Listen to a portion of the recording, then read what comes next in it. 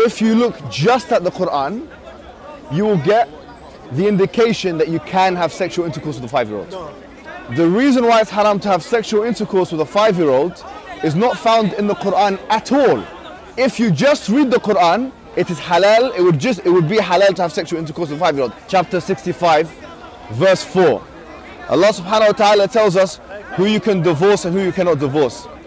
And then he says, وَاللَّائِ لَمْ يَحِدْنَ وَاللَّائِ لَمْ يَحِدْنَ, and the ones who had never been pubescent before.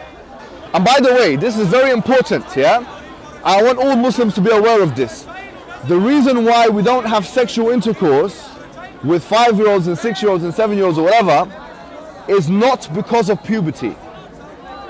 Wait a minute, what did you say? It's not because of puberty, because that verse in the Quran actually says lam yahid. They never had puberty before. You can't go around that.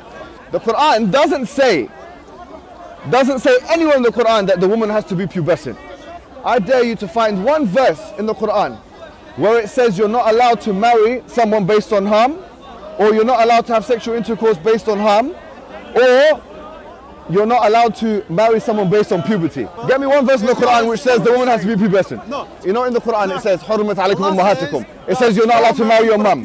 It says you're not allowed to marry your sister or your auntie. Where does it say you're not allowed to marry a prepubescent? I'm looking for one verse that you can say, you pinpoint it and say this is where it says prepubescent marriage or whatever is not allowed. So if you're Quran alone, you're steered towards pedophilia, and a severe type of pedophilia, a wife abuse, a severe type of wife abuse.